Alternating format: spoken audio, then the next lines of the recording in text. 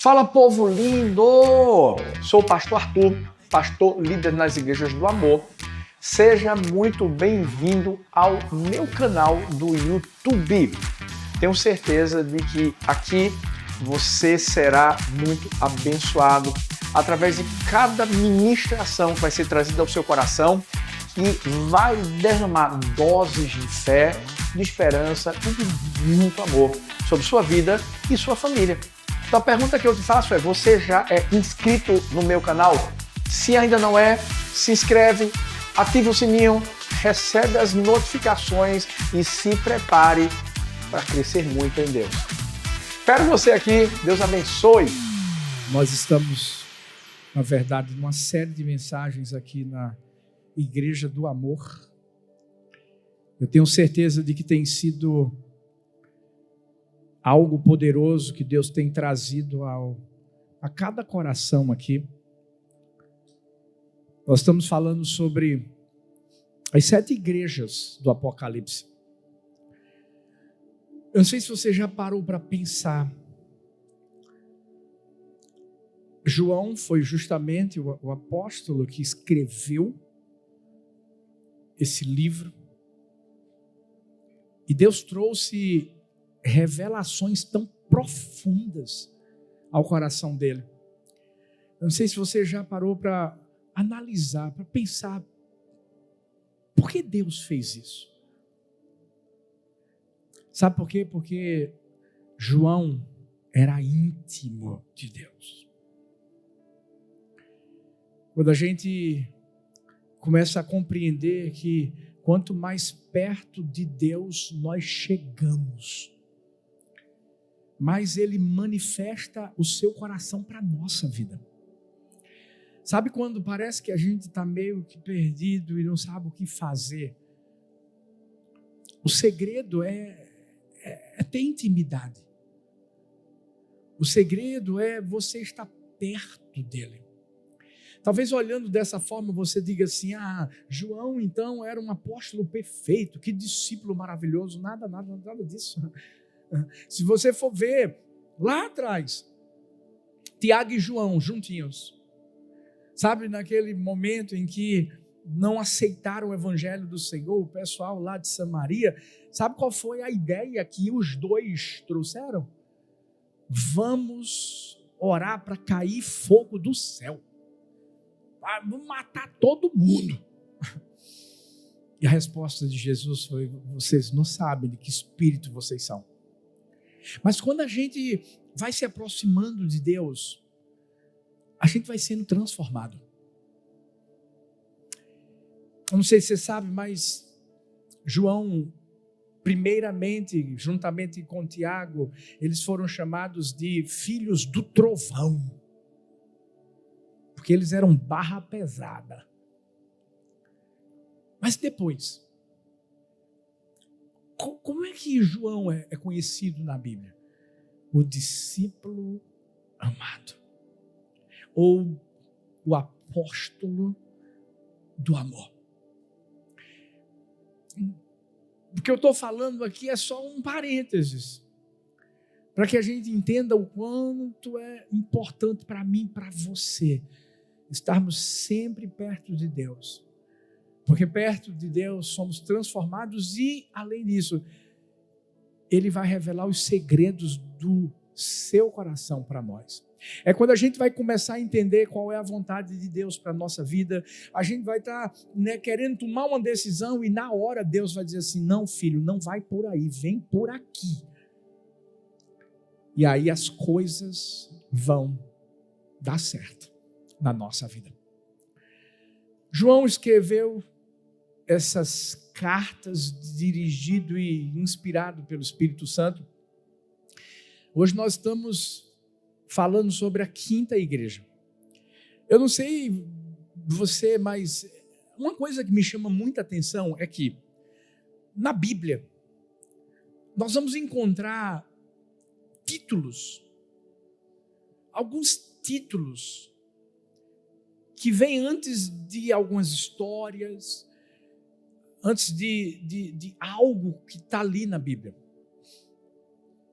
É claro que esses títulos não foram colocados aqui, por exemplo, por João, mas por aqueles que editaram pela gráfica, para trazer uma percepção maior do assunto que vai ser ali colocado diante de nós.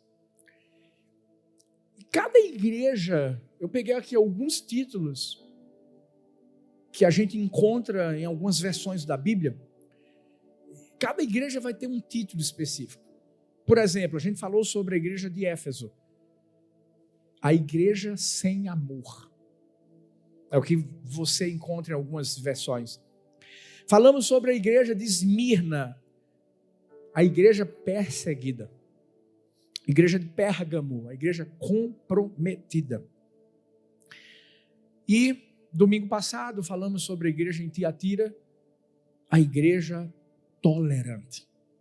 Hoje nós vamos falar sobre a igreja de Sardes.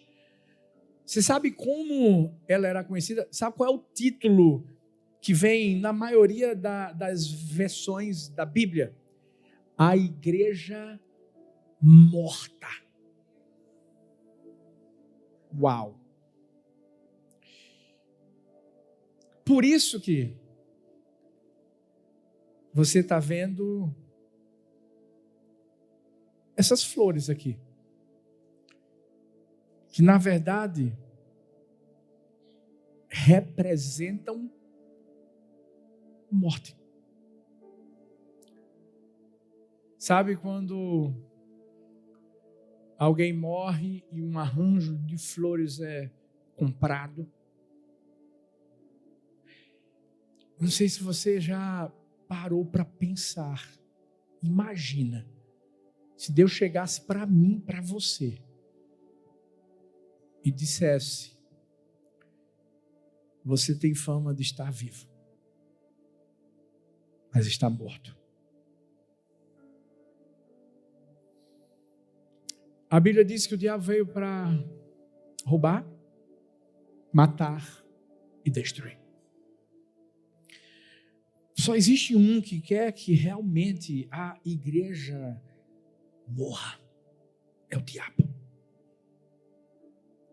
Mas o que estava acontecendo aqui, pastor, na igreja de Sardes, para que Deus viesse chamar a atenção dessa igreja de uma forma tão contundente?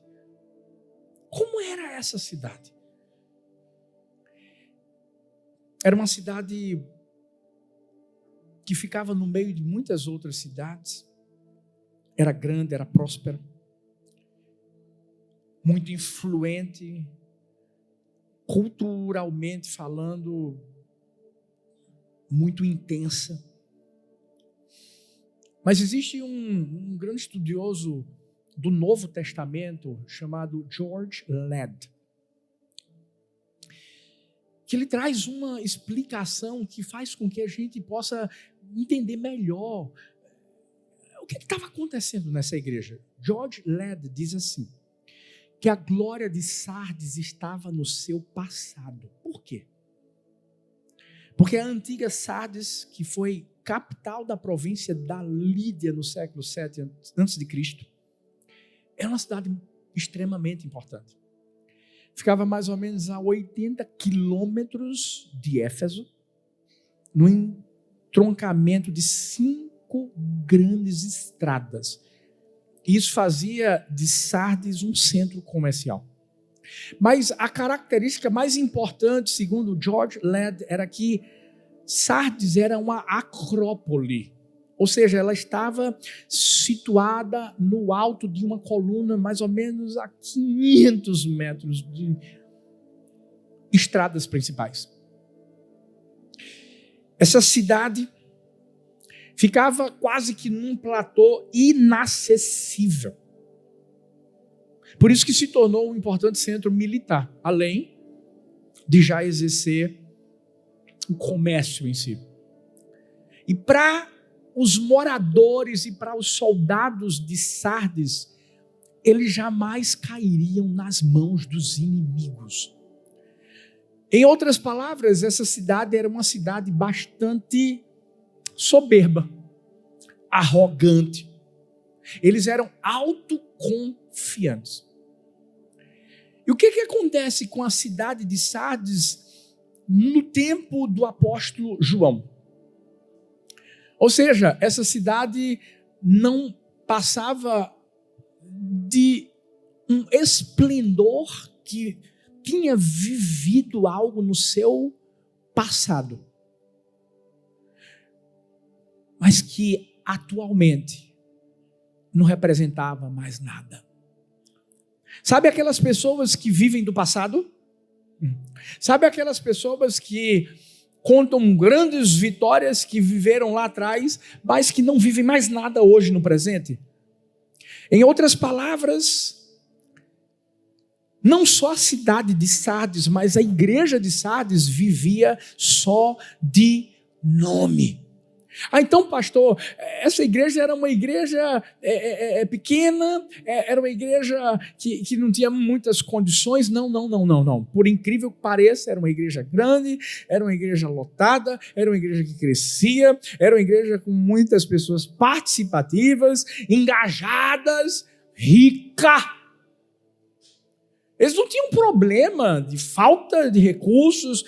Na verdade, parecia que era uma igreja perfeita. Até que Deus diz assim em Apocalipse 3, a partir do versículo 1. Ao anjo da igreja em Sardes escreva: estas são as palavras daquele que tem os 7 Espíritos de Deus e as 7 estrelas. Conheço as suas obras. Você tem fama de estar vivo, mas está morto. Esteja atento, desperte, fortaleça o que resta e que estava para morrer, pois não achei tuas obras perfeitas aos olhos do meu Deus. Lembre-se, portanto, do que você recebeu e ouviu, obedeça e arrependa-se. Mas se você não estiver atento, virei como um ladrão, e você não saberá a que hora virei contra você.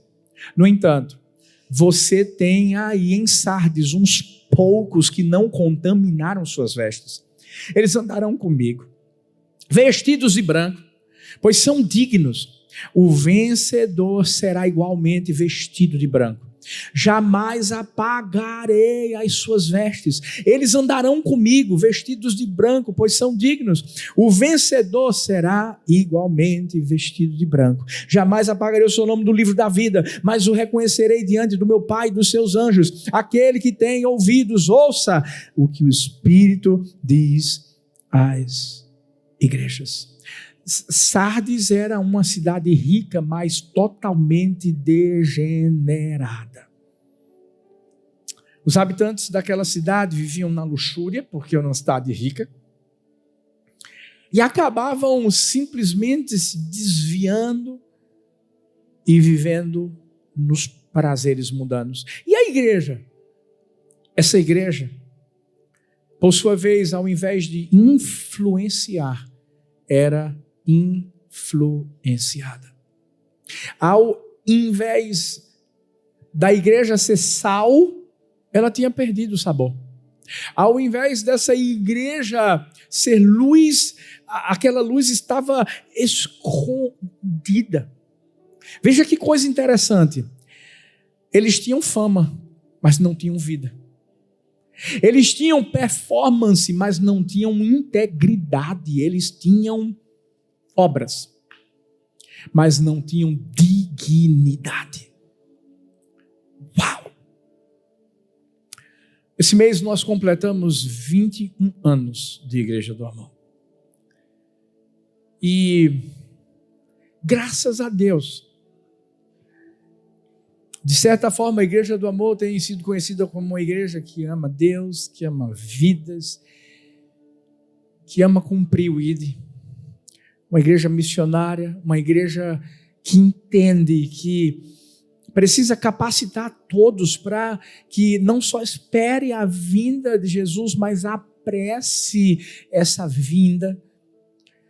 A Igreja do Amor, o seu nome, na verdade, foi originado do coração de pessoas da cidade, da comunidade que já viam em nossa igreja essa marca do amor de Deus. Mas quando eu falo da igreja do amor dessa forma, eu falo como um todo. Mas eu quero hoje colocar a minha vida e a sua também como igreja do Senhor, porque individualmente é isso que somos. E a pergunta que eu faço para mim e para você é: como é que a gente está sendo conhecido?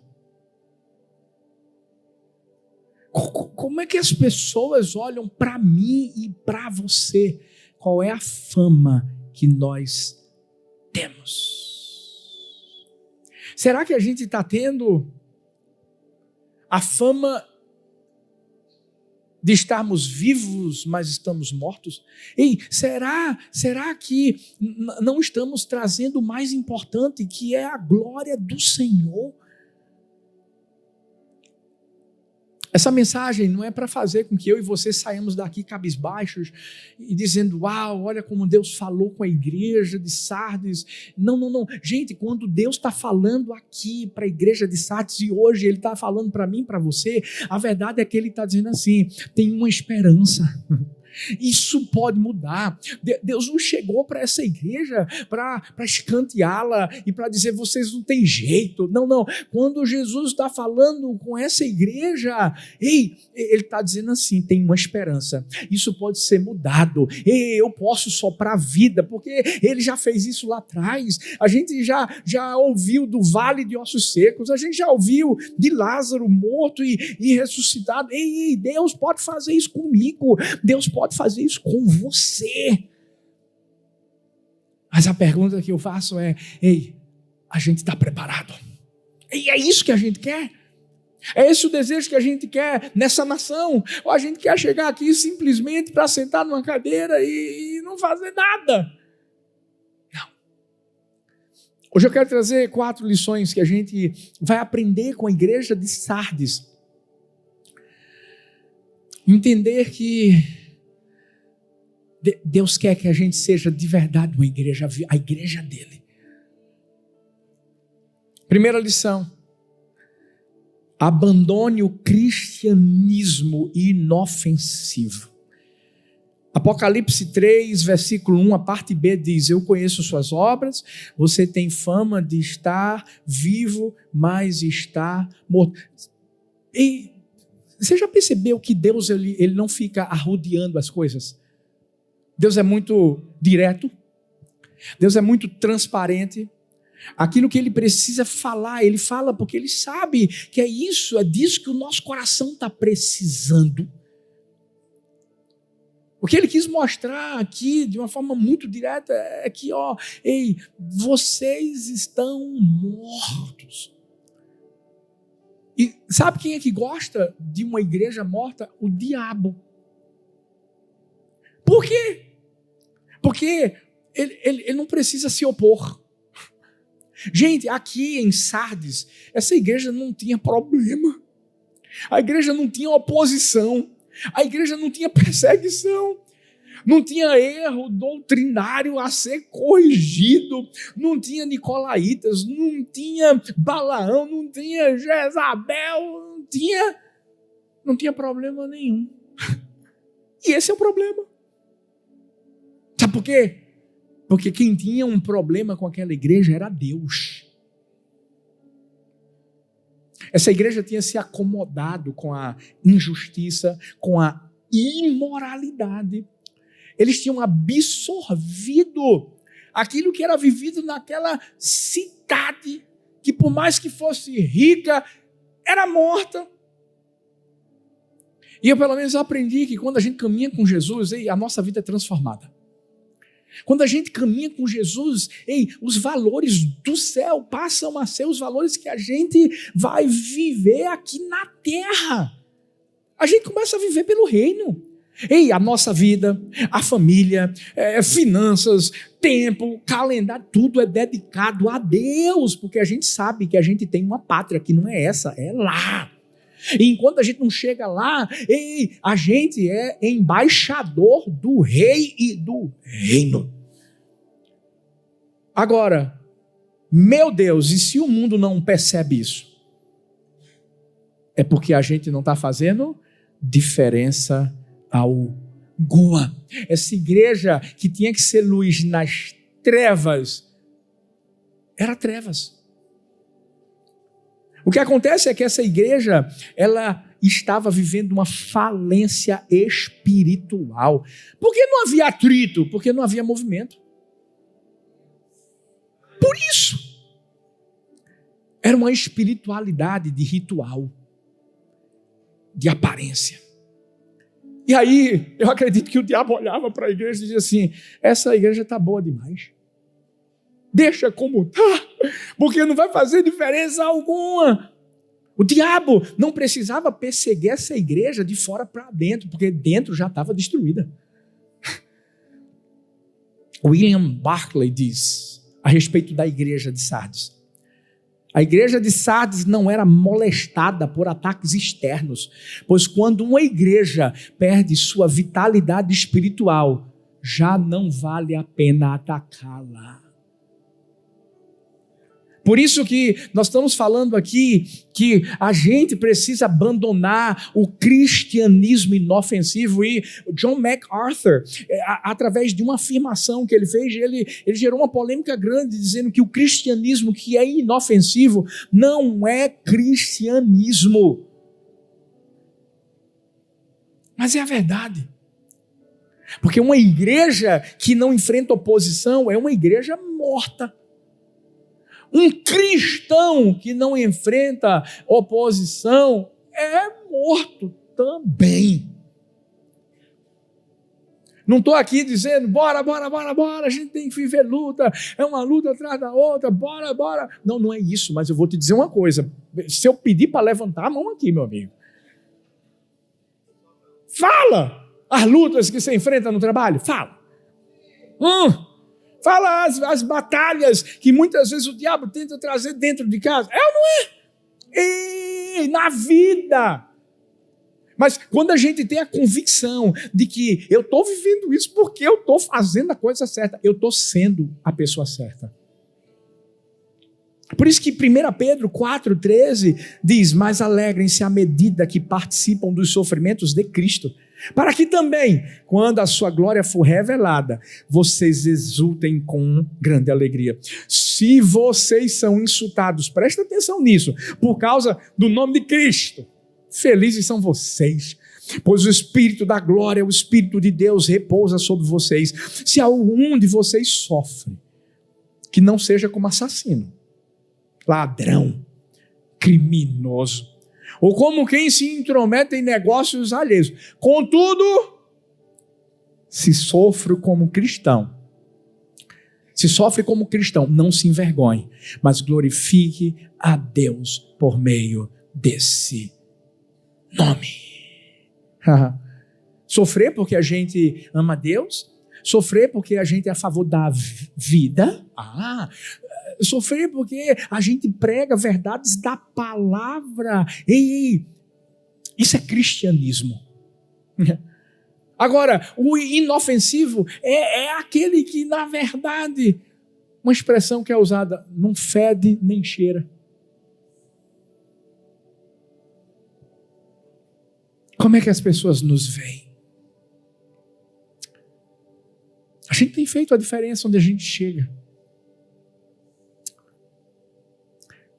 Ou nós somos crentes de fachada? Eu sei que, infelizmente, existem muitas pessoas que só vão a um templo, a um culto, para bater ponto. Para dizer, Deus, estou aqui. Existem muitas pessoas que querem mostrar uma carteirinha de membro. Mas no dia a dia, a gente precisa entender que a gente carrega dentro de nós o cristianismo verdadeiro. O cristianismo que leva a salvação. O cristianismo que leva a cura, que ora pelos enfermos. Que quando você vê uma pessoa, sabe, caída, cabisbaixa, chorando, e aí você chega, você dá um abraço, você ora por ela, onde quer que você... E deixa eu te dizer uma coisa, onde quer que a gente chega, a gente pode fazer isso. Ah, meu amigo, se você se encontrar comigo na academia... e você estiver precisando de oração, está aqui quem vai orar por você na frente de todo mundo. No Starbucks, bora orar. Qualquer lugar. Vamos profetizar aquilo que a gente sabe que Deus pode fazer. Infelizmente, essa igreja que tinha que botar fogo naquela cidade, estava sendo queimada, destruída e morta. Sabe, eu falei sobre a igreja do amor, mas não é a igreja do amor, é a igreja do Senhor. A gente tem que ser uma igreja viva, a gente tem que ser uma igreja atuante, a gente tem que ser uma igreja participativa, a gente tem que ser uma igreja influenciadora. Porque é a igreja que tem que transformar a cidade, não é a cidade que tem que transformar a igreja. Abandone o cristianismo inofensivo. É a hora que a gente vai ter que repensar. Peraí. Eu tô incomodando o diabo. Porque de verdade, gente, a gente tem que, quando acordar, o diabo tem que tremer. Não, estou falando sério. Quando a gente se levanta, o diabo tem que dizer, poxa, acordou. Por quê? Porque a gente carrega em nós a presença de Deus, e é essa presença que vai fazer a diferença onde a gente chegar, meu amigo. Vai ter alguém que vai se encontrar comigo e com você, e quando se encontrar com a gente sabe o que é que a gente vai dar a ele. Ah, meu Deus do céu. A gente sabe. Por isso que Pedro olha para o paralítico e diz assim, ei, não tenho ouro, eu não tenho prata, mas o que eu tenho eu vou te dar. Em nome de Jesus, levanta e anda. E aquele homem que estava ali, coxo, não andava, pedindo esmola, engraçado, estava na porta de uma igreja morta. Porque igreja morta, as coisas não acontecem. Agora, uma igreja viva, se prepara. Porque quando a gente chegar, e é isso que eu quero que eu e você entendamos, a igreja sou eu, a igreja é você. Onde a gente chegar, vai ter paralítico se levantando. onde a gente chegar, vai ter alegria se espalhando. A pessoa que vai estar ali, cabisbaixo, vai ser levantada. Por quê? Porque eu e você somos essa igreja atuante. Abandona o cristianismo inofensivo. Segunda lição. Desperte. Sacode a pessoa que está perto de você e diz assim, desperte. Não, bora lá, faz do jeitinho que eu fiz. Desperte. Pode até ser que ele esteja aí meio que sonolento, agora que desperta mesmo. Porque foi isso que Deus fala aqui em Apocalipse 3:2. Desperte. Gente, por que Jesus vai dizer para essa igreja assim, desperte? Tudo que está aqui, cada expressão de Apocalipse, do livro de Apocalipse, e de uma forma especial, para as igrejas aqui do Apocalipse, tem um propósito. Jesus queria ser muito bem compreendido. Lembra que Sardes era uma acrópole, 500 metros acima ali, né? E todo mundo achava, ninguém pode nos destruir. O orgulho, a soberba, aquela autossuficiência, ninguém. Até que um dia, o rei Ciro da Pérsia, em 529 a.C., cercou a cidade por 14 dias. Você sabe o que aconteceu? Os vigias dormiram.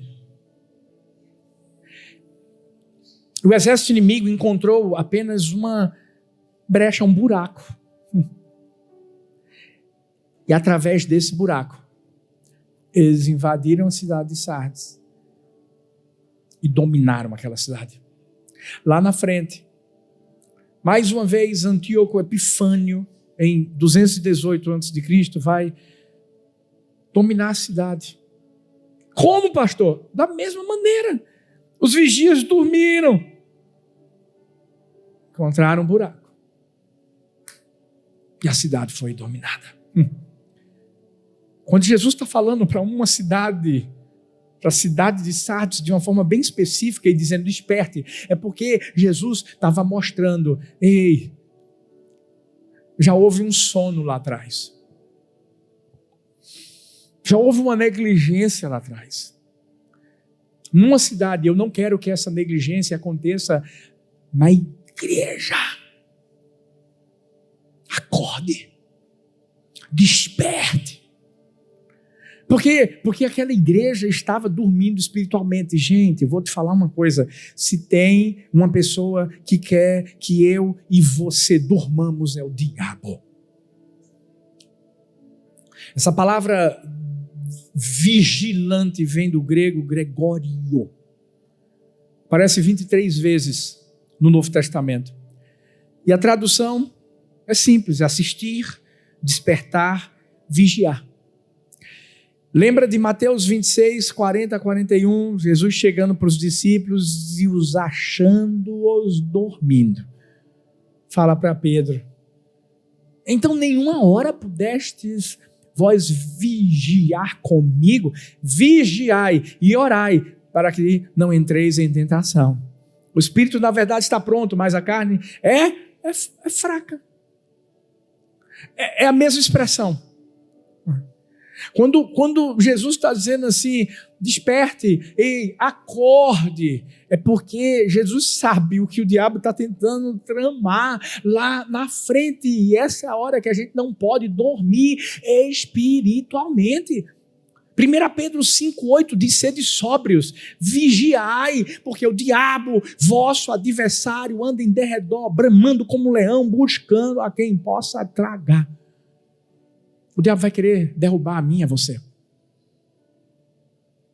Eu sei que cada um aqui talvez tenha alguma área específica que a gente precisa ficar mais atento. Não sei, uns lutam contra mentira, fofoca, pornografia, orgulho, soberba, mas existem áreas comuns que eu e você somos atacados pelo diabo. E o diabo sabe que se ele derrubar, vai ser um efeito dominó. Que áreas são essas? Primeira, fé. O diabo quer nos adormecer na fé.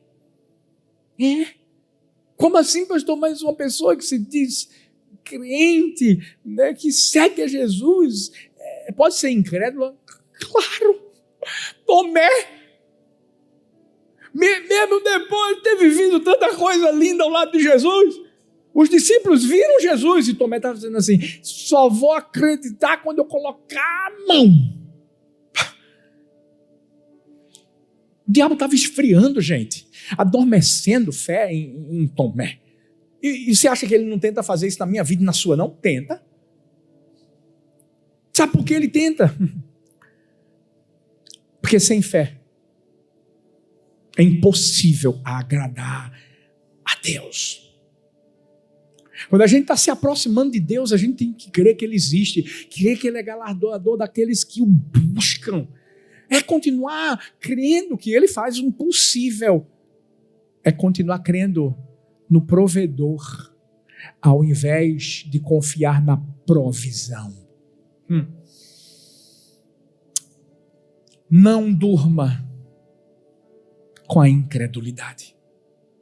O que tem que acontecer é a gente tem que acordar com a fé. Para que cada dia que a gente se levantar, a gente possa entender que Deus está cuidando da nossa vida. Isso é fé.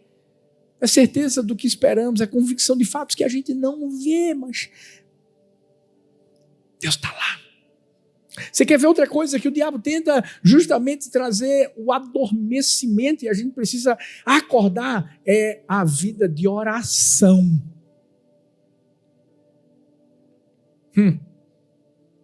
Por quê? Porque a oração é a principal via de Deus para transformar o nosso coração. Uma pessoa que não ora, ela não é transformada. Porque uma pessoa que não ora, ela não vai ter intimidade com Deus. Uma pessoa que não ora, não vai conseguir ouvir direcionamentos que Deus está querendo trazer para a sua vida. Sabe, porque o diabo fica furioso e tenta fazer com que a gente não ore. Por isso que Jesus teve que chegar para Pedro e para os discípulos. Gente, acordem, vigiem e orem. Por quê? Porque ia vir tentação lá na frente. Talvez você diz assim, por que o diabo se levanta tanto? Sabe por quê? Ele sabe, quando a gente ora, a gente fica cheio do Espírito Santo. Atos 2, pelo amor de Deus. O povo lá, reunido, orando. O que é que aconteceu? O Espírito Santo de Deus veio, gente. É isso. Pastor, mas o Senhor não sabe, minha vida é complicada. Minha rotina, eu não tenho tempo. Olha o que Martinho Lutero dizia. Tenho tanto o que fazer que não consigo prosseguir sem gastar 3 horas diárias em oração. John Wesley, a história diz que ele não passava menos que 2 horas em oração todos os dias. Jesus. Não, vamos falar de Jesus. Marcos 1,35, a Bíblia mostra que ele está se levantando de madrugada e retirando-se para orar. Pastor, você está falando de oração. Como é a sua vida? Da mesma forma. Eu acordo cedo. Muito cedo. Sabe por quê? Eu não vou responder sua mensagem de WhatsApp. Eu não vou atender seu telefonema. Você pode tentar ligar para mim, mandar mensagem de WhatsApp de manhãzinha cedo. Sabe por que eu não vou? Porque para mim, não é a sua voz que é mais importante. É a dele. Depois eu ouço a sua. Porque antes de ouvir a sua, eu ouvi a dele. E Deus já me mostrou o que está acontecendo na tua vida. E eu vou poder trazer um direcionamento dele, não meu, para você. Porque se for meu, você vai se dar mal. Eu aprendi isso, ministério, igreja do amor é isso. Por isso que a gente fez a casa de oração. Muitas pessoas diziam, cadê o templo, pastor, que o senhor disse que ia construir? Eu disse, o templo vem na hora certa, mas antes tem que vir aquilo que vem antes do templo e que vai fazer com que o templo exista. Casa de oração. Para as pessoas se derramarem diante da presença do Senhor, entenderem que sem oração a gente não consegue fazer absolutamente nada. Sabe, eu falo de Martinho Lutero, eu falo de John Wesley. Gente, para esses homens oração não era hábito, não é hábito. É vida. É vida. Por isso que o diabo tenta fazer com que a gente não ore. Sabe por quê? Se a gente não orar, a gente não se fortalece. Oração, gente, é alimento.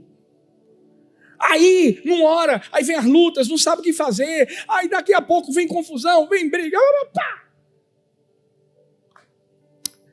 Cuidado, a gente tem que ter cuidado, porque o diabo vai tentar adormecer a gente nessa área, porque ele sabe.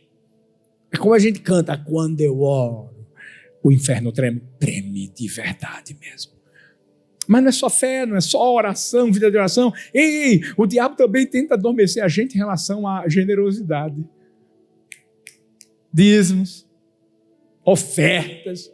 Como assim, pastor? É. Sabe por quê? O diabo tenta fazer com que a gente não entenda o favor que Deus tem para a nossa vida através dessa atitude. Deixa eu te dizer, não pensa que a sua oração é mais espiritual do que a sua generosidade, do que você ser dizimista, do que ser ofertante. Não, é tudo espiritual. Por Por isso que quando a gente chega e lê Malaquias 3:10, você conhece: trazei todos os dízimos na casa do tesouro, para que haja mantimento na minha casa, provai-me nisto, diz o Senhor dos exércitos, eu não vos abri as janelas dos céus. E Deus começa então a proclamar tantas bênçãos, repreender devorador. Você sabe por que o diabo tenta esfriar nosso coração em relação a essa realidade?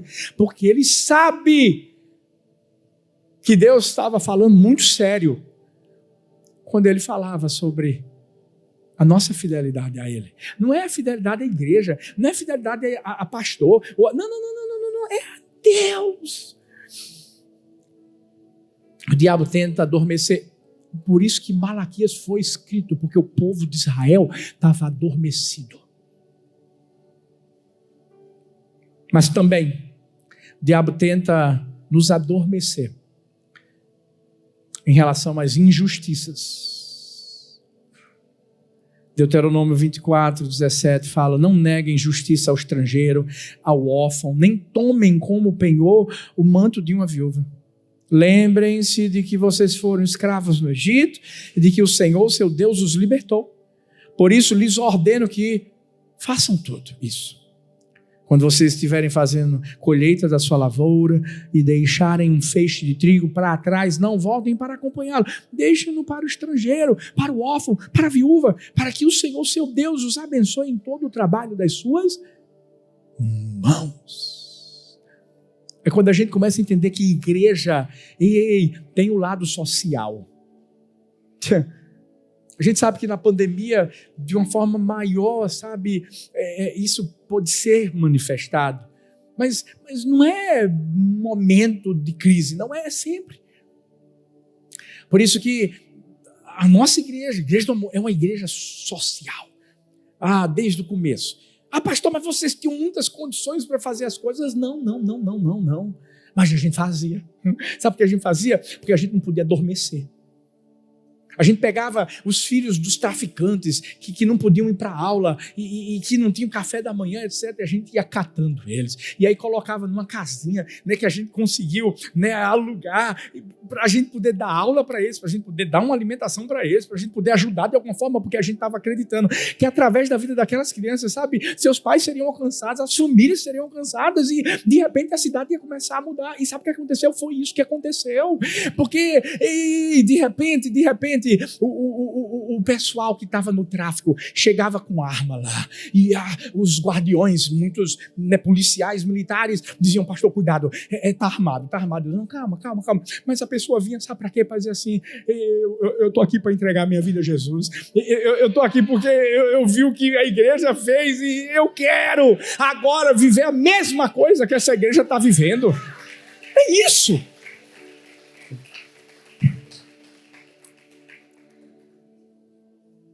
A gente não pode dormir. Provérbios 19:17 diz: quem se compadece do pobre, ao Senhor empresta, e este lhe paga o seu benefício.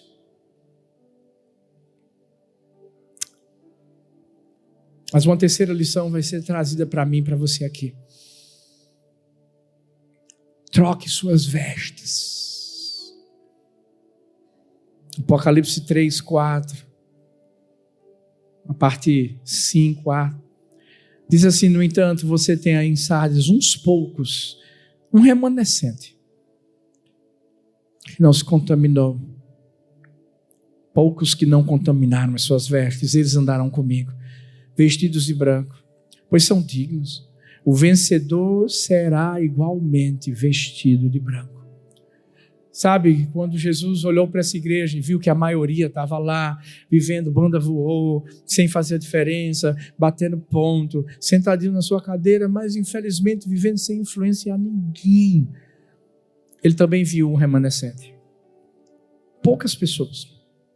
É como aqueles 300 de Gideão, prontos para batalhar. Por mais que eles estivessem enfraquecidos, o que diferenciava esse remanescente dos outros é que eles não tinham contaminado suas vestes. E olha que expressão é trazida. A expressão é vestidos de branco. Por que Jesus falou isso? Porque de forma tão específica, Jesus fala para a igreja de Sardes sobre vestir vestiduras brancas. Sabe por quê? Porque Sardes era conhecida como uma cidade que tingia tecidos. Eles eram muito populares e conhecidos por essa prática. Eles faziam, então, os tecidos, os coloriam e ficava aquela coisa maravilhosa. Pastor, mas por que Jesus não falou, então, sobre essas cores? Sabe por quê? Até mesmo o tingir das roupas era o símbolo de luxúria e de adoração a outros deuses. E é aí que Deus diz assim: eu não quero cores. Eu quero que vocês sejam alvos como a neve. A simplicidade de Jesus. De mostrar que eu só quero santidade. Às vezes a gente acha que ser igreja é pegar todos os talentos que a gente tem e vamos lá, vamos usar. Bum! Não é isso não.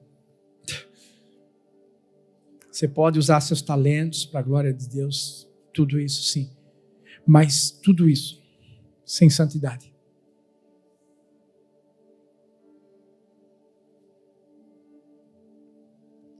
é nada. Por isso que Jesus queria mostrar que é isso. Ei. Jesus estava dizendo assim: bora, lava a roupa suja. Porque santidade, lavar a roupa suja, arrependimento, e é tudo a mesma coisa. E tinha um povo que disse assim: eu não vou me misturar, eu vou fazer a diferença. Eu vou vestir de branco. Duncan Campbell disse: a necessidade mais preeminente dos nossos dias é de um batismo de santidade. Uma demonstração de um viver santo. Essa palavra santidade vem kadosh, hebraico. Significa santo, puro, limpo. E transmite a ideia de cortar fora, apartar, separar. No Antigo Testamento, a gente vai ver essa expressão sendo usada em diferentes aspectos. Por exemplo, usada para designar indivíduos, classes consagradas ao serviço do Senhor, que eram sacerdotes, anjos, primogênitos, outros. Se referia a lugares consagrados, sagrados, tabernáculo, né, o Santo dos Santos, mas também aplicado a datas sagradas do calendário judaico. Mas a maior referência, sabe qual é? E é essa que Deus quer trazer para o meu coração e para o seu. Kadosh se relacionava ao próprio Senhor. Sede santos, como eu sou santo. Ele é conhecido como Yahvé Kadosh. Ele é o santo de Israel. É por isso que Hebreus 12:14 diz: sem santidade ninguém verá o Senhor. Pastor, mas eu sou pastor. Eu sou líder de célula, pastor. Pastor, o senhor não sabe, eu tenho 200 mil anos de crente. Eu era da época de Moisés, pastor. Pastor! Eu sou filho de pastor, eu sou presbítero, eu sou neto de profeta. Não adianta. Sem santidade, sem vestes limpas, ninguém pode ver ao Senhor. Só tem uma pessoa que pode tornar as nossas vestes brancas. É Jesus. É o sangue dele. É a presença dele. Marcos 9, 2, 3 diz: 6 dias depois, Jesus tomou consigo a Pedro, a Tiago, a João e os levou sós em particular a um alto monte e transfigurou-se diante deles. E as suas vestes tornaram-se resplandecentes, extremamente brancas como a neve, tais como nenhum lavadeiro sobre a terra as poderia branquear. Você vai me entender o que eu vou falar. Sabe do que essa igreja precisava? De Jesus. Peraí, pastor, o senhor está falando de uma igreja que precisa de Jesus. Essa igreja precisava de Jesus.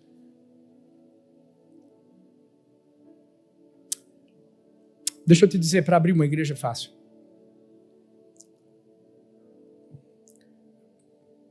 É fácil. Vai lá, monta uma diretoria, abre. Mas escuta uma coisa. O problema não é abrir uma igreja, é ser igreja.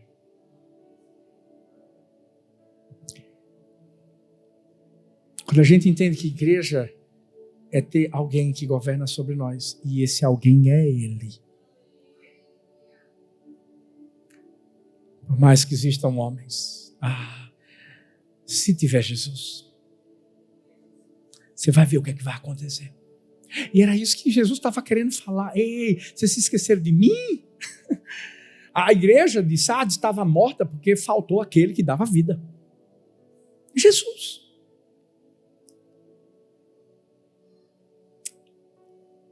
Em último lugar, fique em pé, por favor, no seu lugar. A última lição: experimente de um verdadeiro avivamento. Porque é isso que Deus quer fazer na minha vida e na sua. David Penton diz: avivamento é o Espírito Santo enchendo um corpo prestes a tornar-se um cadáver.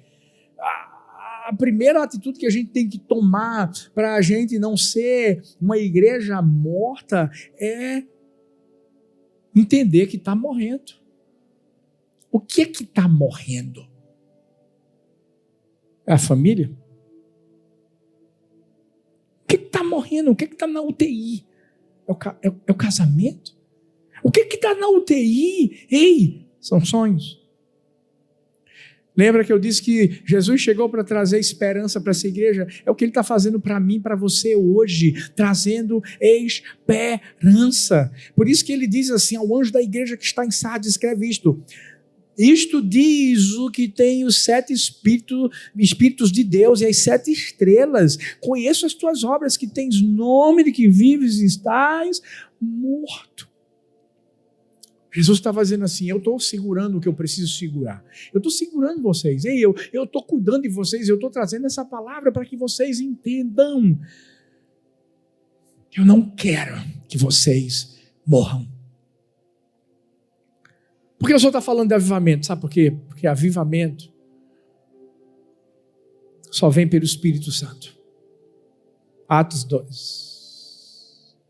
Aquela presença gloriosa do Espírito de Deus que encheu aquele lugar e que fez com que a igreja nascesse, gente.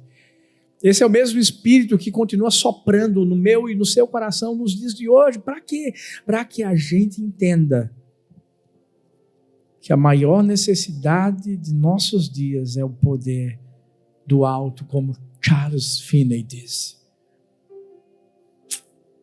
Romanos 8,11 diz: e se o Espírito daquele que dentre os mortos ressuscitou a Jesus habita em vós, aquele que dentre os mortos ressuscitou a Cristo, também vivificará os vossos corpos mortais pelo seu Espírito que em vós habita. Qual é a nossa escolha hoje? A gente vai querer avivamento ou sepultamento? Não. Sabe, a cada dia, hoje mesmo eu estava no meu devocional e eu estava dizendo: Deus, ainda que o meu homem exterior se corrompa, Senhor, eu quero que o meu homem interior se renove dia a dia. Esse avivamento. É entender que a gente vai ficar velho no físico, mas esse Espírito vai continuar se preparando para o momento mais precioso que a gente vai ter. Porque o alvo é esse, é estar com Jesus, é ter o nosso nome escrito no livro da vida. Por isso que Jesus vai concluir dizendo assim: o que vencer será vestido de vestes brancas e de maneira nenhuma riscarei o seu nome do livro da vida e confessarei o seu nome diante de meu Pai e diante dos seus anjos. Quem tem ouvidos, ouça o que o Espírito diz às igrejas. O que é que acontece quando uma pessoa morre? A gente tem que tirar uma certidão de óbito. O nome dela é tirado do livro daqueles que estão vivos. Em outras palavras, os nomes dos mortos não constam no registro dos vivos.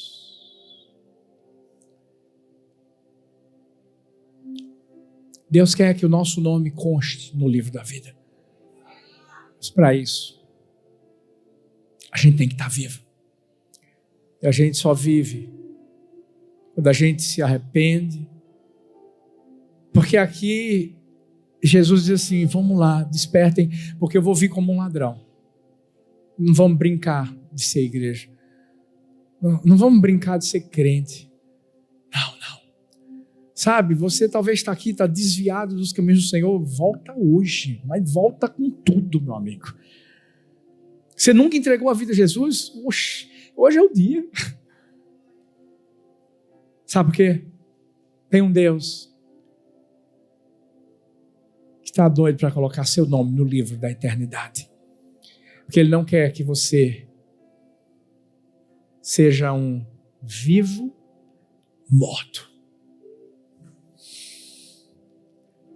Fecha seus olhos. Paizinho, obrigado pela tua presença nesse lugar.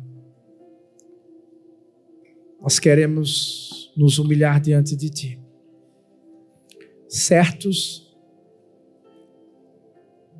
de que o Senhor nos exaltará. Nós só te pedimos uma coisa: aviva o nosso coração. Ah, Deus, nós não vamos sentir o cheiro da morte nesse lugar. Vamos sentir o cheiro da vida. E não só da vida, mas da vida em abundância. Por isso que nós nos humilhamos, nós nos arrependemos. E nós colocamos o nosso coração diante do Senhor, Pai. Nós vamos despertar nessa manhã. Nós vamos nos levantar para abandonarmos um cristianismo inofensivo. Deus, aviva-nos pelo Teu Espírito. Eu declaro vida hoje. Eu declaro vida. Se existe alguém aqui, Pai, que tem vivido uma morte espiritual, uma falência espiritual, nessa manhã eu declaro vida. Deus, que Atos 2 se torne também uma realidade nesse dia aqui. Espírito de Deus vem. Espírito de Deus vem. Espírito de Deus vem e sopre sobre nós e faça algo extraordinário nessa manhã. Que o vale de ossos secos venha a ganhar vida nesse dia, nessa hora, no nome de Jesus, Pai. Deus, porque nós vamos ver um exército que vai se levantar, que vai ganhar vida. Nós vamos ver o Espírito de Deus fluindo de uma forma poderosa e sobrenatural nesse dia. Certos, Pai, de que nós não vamos sair desse lugar da mesma forma que a gente chegou. Nós selamos essa bênção sobre cada vida. Em nome de Jesus. Amém. Amém. E amém.